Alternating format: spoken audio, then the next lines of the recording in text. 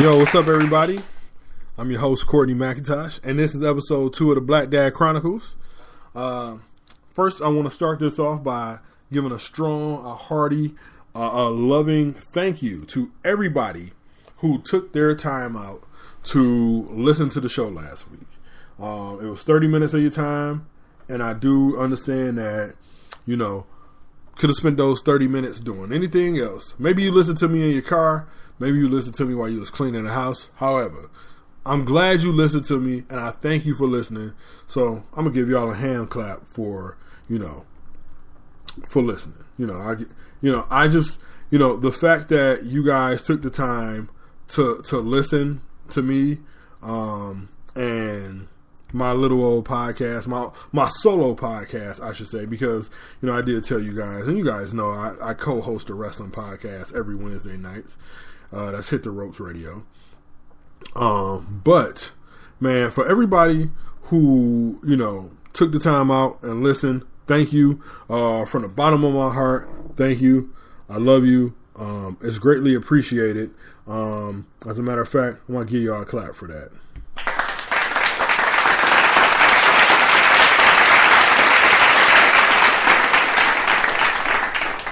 All right, so, I hope y'all listen today. Now to get to today's topic. Today, I'm going to talk about teenagers. Yes, teenagers. Kids ain't, cute little babies anymore, man. They're not cute, little kids. They teenagers now. So, I posted a question on my Facebook page.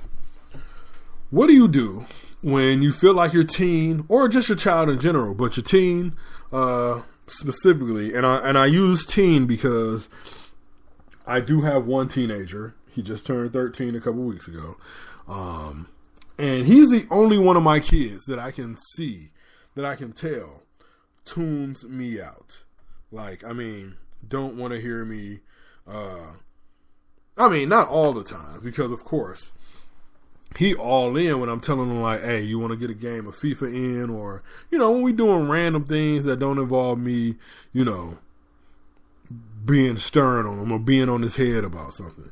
So, I just wanted to know, what do you guys do, when you feel like your teenager is tuning you out? So, give some background. CJ just turned 13 a couple weeks ago. And he's not a difficult kid. He's a really good kid, as a matter of fact. He's nice. He's, really chill and laid back. He's super helpful, smart.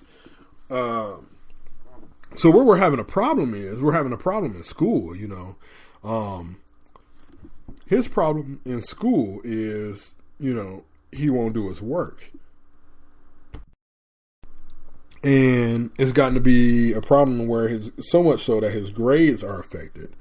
So, all of his teachers, the last couple parent-teacher conferences have all been the same. Oh, we love him. We love CJ. And they call him CJ in school, which he loves. Because I don't think he likes going by Courtney. I didn't like going by Courtney at his age, too, either. So, but, all his teachers always, oh, we love CJ. Such a good kid, such a great kid. I love having him in class. He's so helpful. He's so attentive. He's always participating, always helping, yada, yada, yada. But he needs to turn his work in. But he needs to be more organized. So if you guys know me, and if you've known me for a long time, when it came to keeping, and I'm going somewhere with this. Like, you look in his locker is atrocious. Like, it's just like paper folders all over the place. Like, how you supposed to keep track of, your schoolwork? Because he comes home, he does the schoolwork. We see him do it. He sits down at our kitchen table, or my mom's kitchen table, every night for about 2 hours at least, and does his homework. So we know he's doing the work. But he's just not turning it in. And it's, so a lot of the critique, one of the main critiques that his teachers say is he's unorganized. And it's funny that a kid who keeps his room is clean, because he doesn't always keep his room clean, but he keeps his room clean for the most part, which is the total opposite of me. Man, growing up, I did not keep my room clean. I thought it was a waste of time to clean my room, just when it was going to get back junky again, you know. Yeah, I mean, yeah, that's ridiculous now, you know. But back then, when I was 11, 12, 13, I wasn't thinking how ridiculous it was. I was just thinking like, yo, I really don't want to clean my room. There's no point in me cleaning my room. Regardless of how much my mom threatened me, you know, I wasn't really going to clean my room. I was going to stuff everything into the closet. But strategically place certain things so it don't look like I stuffed everything in front of the closet. Or I was going to just push everything under my bed, but strategically place the blankets and stuff so they hang over and wouldn't show you, so you couldn't see what was under my bed, you know. But he's not like that. He keeps his room clean. So what he doesn't do is he doesn't turn in all of his work. So, because they're in trimesters, last trimester. Now, the first report card marking, he did not bring home. He brought home his report card.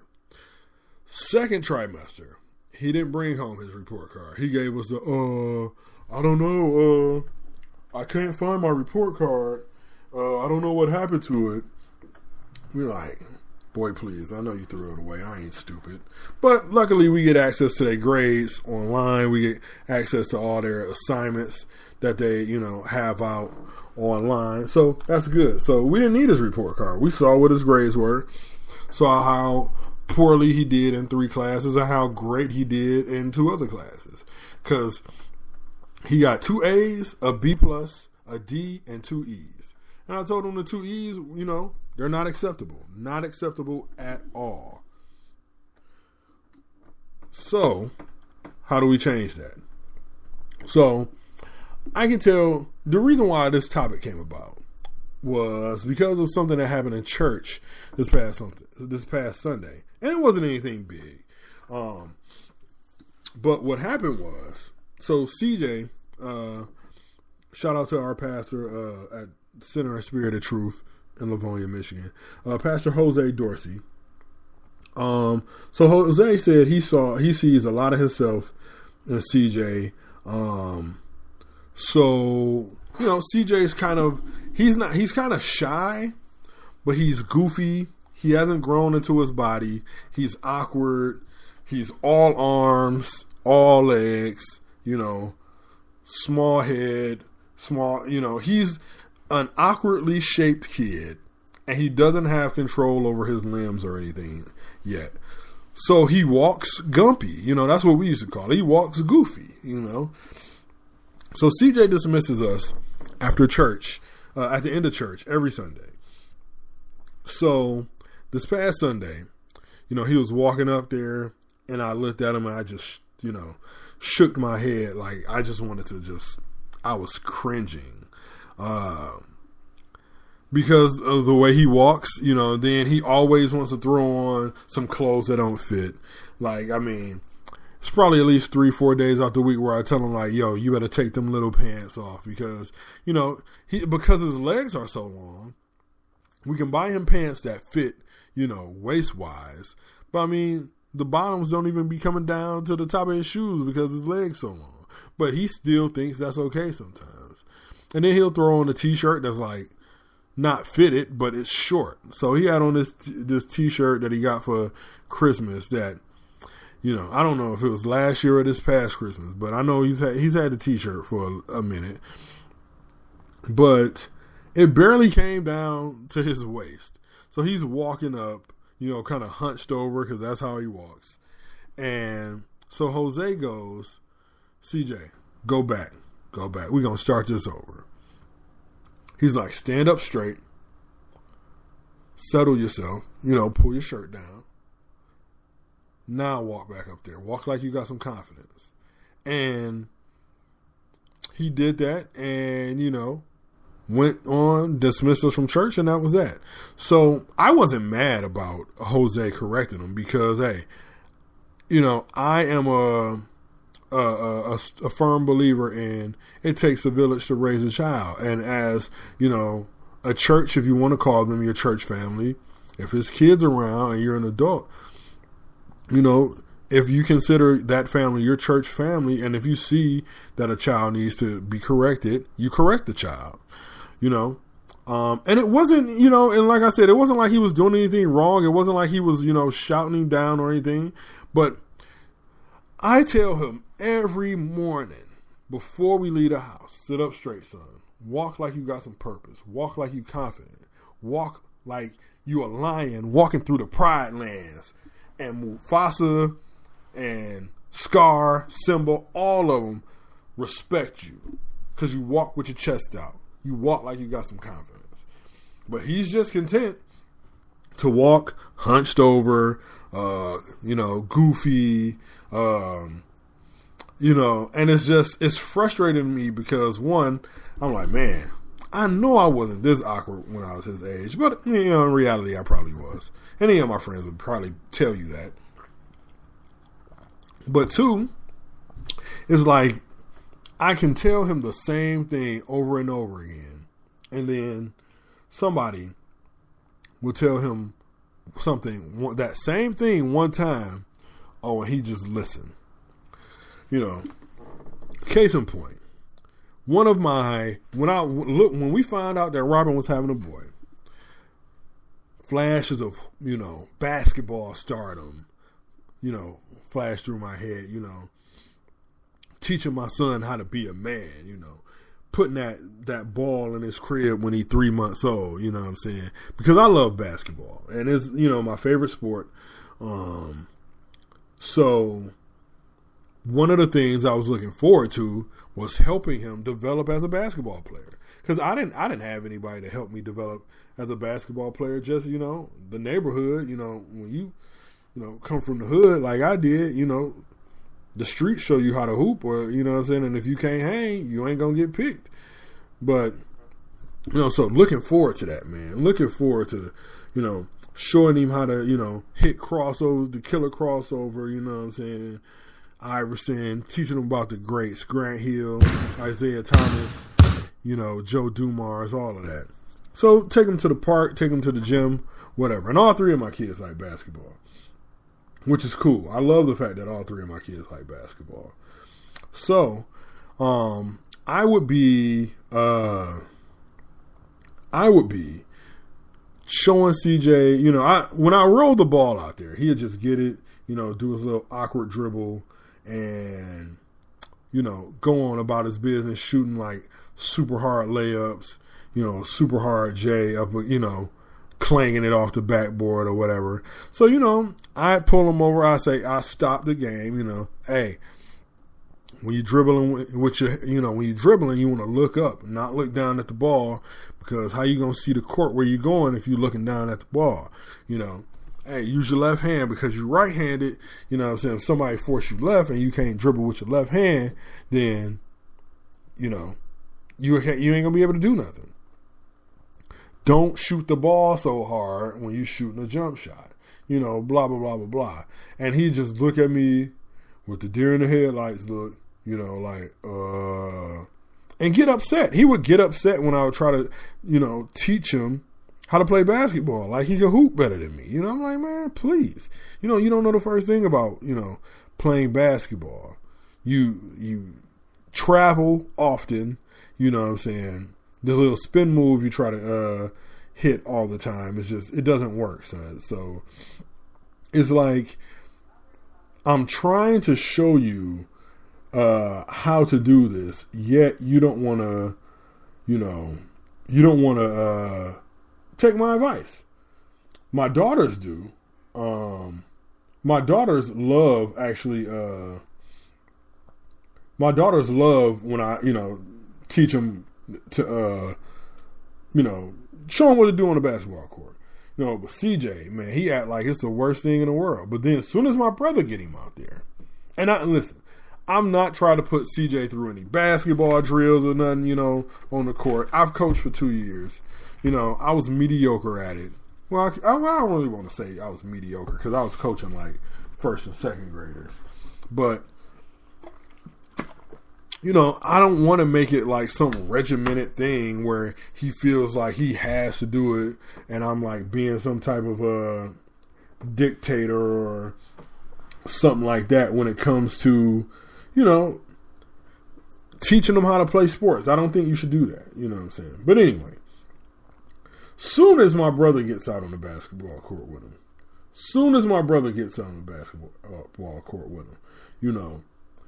he is all ears, all eyes.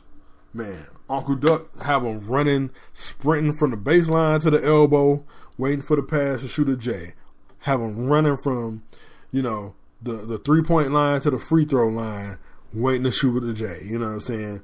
Having him dribbling with his left hand, making attempting left hand layups. And I'm like, are you kidding me though? Like, are you serious? But, it is what it is. I'll just, I'll let, if he want to learn how to play basketball, I'll send him to a camp or something like that. Or, let my brother show him, even though I'm still talk to him, but it's just, for me, it's a chore because he makes it a chore, I like same thing with his posture. I'm like, CJ, stand up straight. Sit up straight. Stop hunching over. What you hunching over for? You don't have a big head, so I know your head's not heavy. You know what I'm saying? Stop hunching over. Blank stare. Deer in the headlights. And Jose told him to do that. All it took was one time Sunday. And boom. Right away, and all it took was one time. So it was just kind of, it can be frustrating sometimes, especially when it comes to like when we reprimanding them about school. So my wife does this thing where, I'm going to put my business out there a little bit. Hey, at the end of the night, when I'm trying to get some, I make my intentions known, and if my wife tired, she won't tell me that she tired. She'll give me this blank stare. And I hate it so much. But she'll just sit and give me this blank stare. And she's looking at me right now over my shoulder staring. But she's not giving me the blank stare that I hate. She's giving me that, why are you telling our business stare? But anyway, it's part of a point. So she'll give me this blank stare. And I can't stand this blank stare.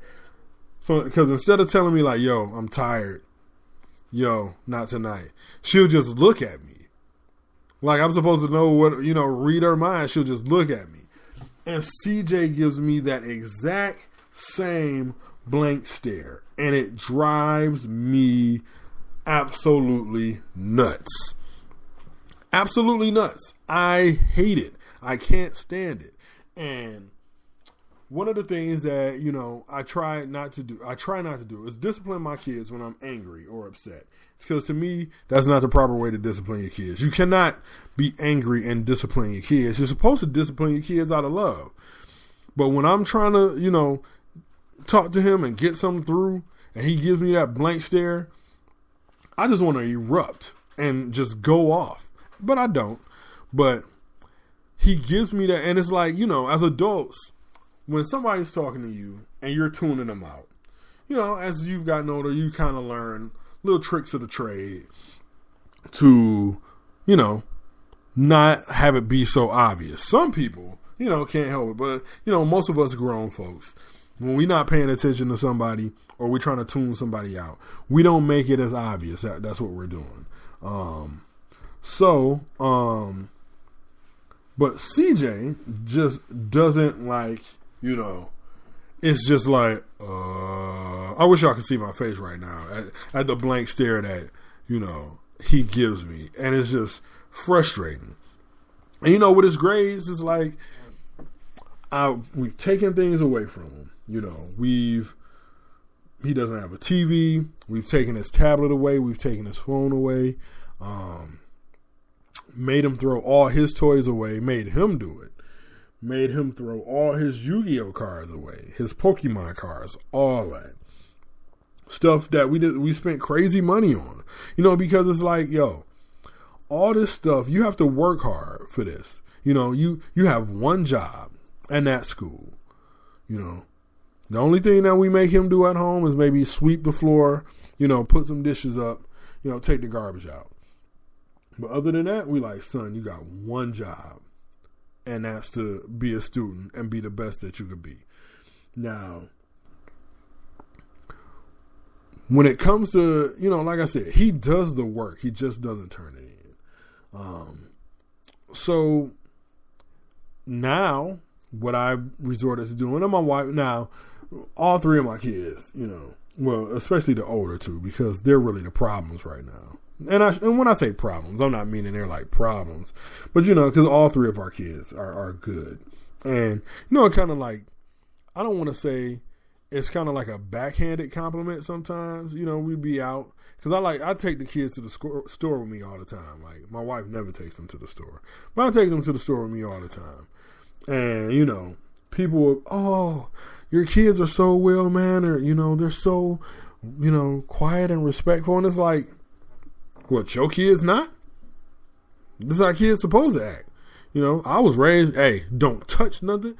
My mom used to tell me, hey, look, go in the store, don't touch nothing, don't ask for nothing, don't breathe on nothing. You ain't getting nothing. We going in here to grocery shop, get stuff for your lunches, get stuff for the house, and that's what you gonna get, but you better not touch nothing. You better not ask for nothing. So we didn't.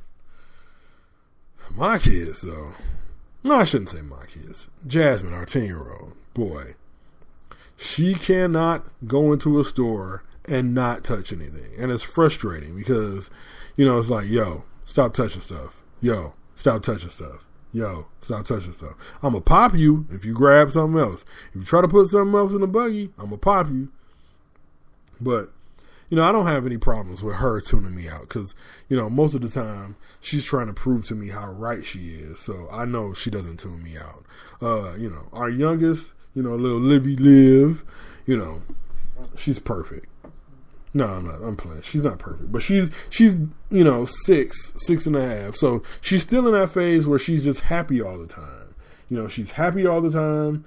She wants to play all the time. And she's a nice kid. We have nice kids, I will say that. We have nice, good, nice kids, But, so what I've done to kind of like, I got off on the side, got off on a little side tangent. But what I've done, because I know my voice can get a little, CJ can my voice can get a little annoying to him. So one person that he does not like to disappoint. It's two people that he really hates to disappoint. My mom and Robin's mom. He does not like disappointing his nanas. His papa either, but he don't like disappointing his nanas. And they're totally different. Both of them are the I'm gonna spoil my grandkids type of grandmas. But my mom, I don't want to say she's the nicer one because they both are nice and, they're always, but my mom is the comforter, the one who's always down to give them a hug, the one who lets them do whatever they want to do. My mother-in-law, on the other hand, she likes, she'll let them do what they want to do, but she also won't hesitate to bring the ride out if she needs to, So, we've had both of them talk to him. My father-in-law,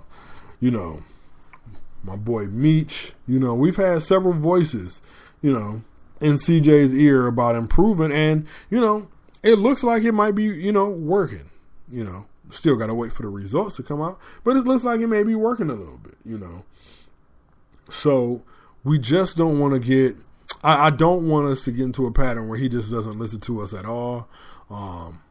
If it gets to that point, I might have to break the knuckles out, you know what I'm saying? But no, it won't get to that point. We have good kids. So, what do you guys do? I know some of y'all out there got teenagers or just kids in general. And, Olivia can tune us out, but she'll hear us, but she'll kind of ignore it. Like she'll be sitting watching TV and we'll be like, live. and she'll just be there until we walk up on her like, Olivia. Yes? You heard me? Yes? Why didn't you acknowledge me? I was watching TV. I'm like, oh boy. But she's 6, you know. And like I said, she has that leeway because she's so nice. And she just, you know, all 3 of my kids I love, you know what I'm saying? All 3 of them warm my heart. Now I will say, CJ is not trying to tune me out whenever I'm talking about, like, you know, FIFA or Pokemon, which I rarely do. But he, you know, I come in the house and like that's all he wants to talk about: Pokemon. You know, the cartoons or whatever. So I know it sucks when he's like, first thing when he comes in the house or I come in the house, first thing you see me, hey dad, you know, blah, blah, blah, blah, blah, I got these cars. And then I'm like, oh, is your homework done? What'd you do in school today? You know, that's what I want to hear about. You know, we get to the fun stuff later. What'd you do in school today? Turn this homework in, turn that homework in. And I can just look at the look on his face and see how he's just kind of like, man, why'd I even tell him this, man? All I should have did was just say hi and went on. But, hey, man, I guess that's the kind of father I am because, you know, I didn't have a guy to navigate me through this parenthood stuff, you know. So I'm learning my way through it. And, you know, with God willing, you know, with his grace and his blessings, we'll get through it, you know. Because like I said, we have 3 very good children, very smart children, very well-mannered children. But, you know, it's a struggle sometimes with the boy and, you know, our oldest daughter too. Because like I said, she always, you know, has to be right. But, you know. So today's episode brought to you by Kate Couture Sweets. Now I don't have any you know, sponsors or anything like that, but what I'm gonna do is I'm gonna shout out, you know, some of my people who I know got businesses or you know, and stuff like that, who doing great work. Even if you're not doing great work, I'm gonna still shout you out because you never know the more work you get. Or the push that you know, could get from me shouting you out, you know, never know who's listening. I never know who's listening. But, you know, I want to shout out Kate Couture Sweets. Now, I've known this young lady since high school. Now, I have culinary training. You know, I went to culinary school. I got my pastry degree. I got my culinary degree. I cannot make cakes and cupcakes that look this beautiful, taste this good like my homegirl Shania can. Now Shania doesn't have any culinary background. She told me she didn't go to school. She just took a couple welding classes, fell in love, and man, she makes some of the most beautiful, the most flavorful cakes, cupcakes, desserts, peach cobbler, man, that I've ever had in my life. Now, I'm not a big fan of cupcakes. I mean, cupcakes are cool, but, you know, just being the food nerd in me, cupcakes have been, like, played out, you know what I'm saying? People try to, like, you know, they've jumped the shark, so to speak. So my twin was like, yo, I got some cupcakes Shania made. It was for our family picnic. That was the first time I ever tasted her cupcakes. I'm bringing some cupcakes that Shania made to the picnic.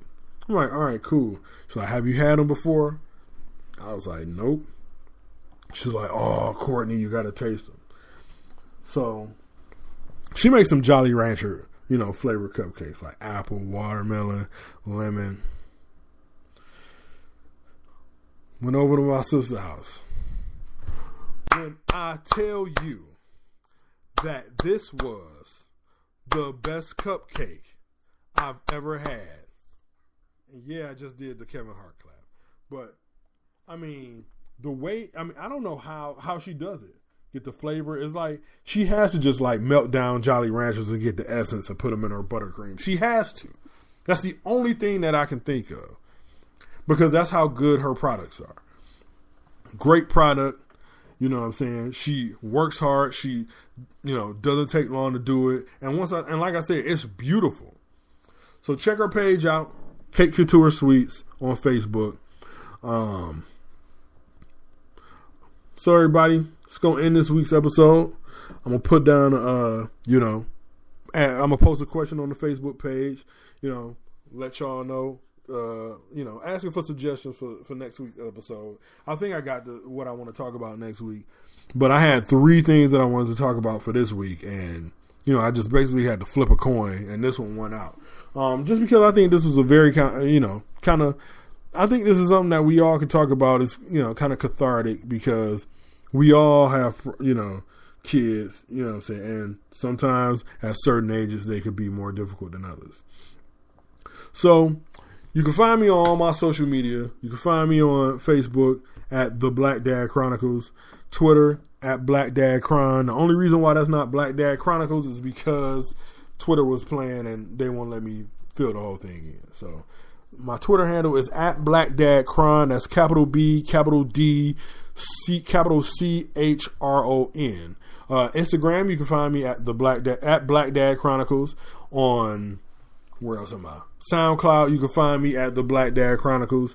On Spreaker, where you can get podcasts, The Black Dad Chronicles. On Tumblr, you can find me at The Black Dad Chronicles. YouTube, Courtney McIntosh. So hit me up at any of those places. You want to get in touch, you want to throw out a topic. Oh, you can email me at blackdadchron@gmail.com. So any way you want to get in touch with me, be a guest on the podcast. I actually think I got an interview. I got a guy who reached out to me, want to tell his story.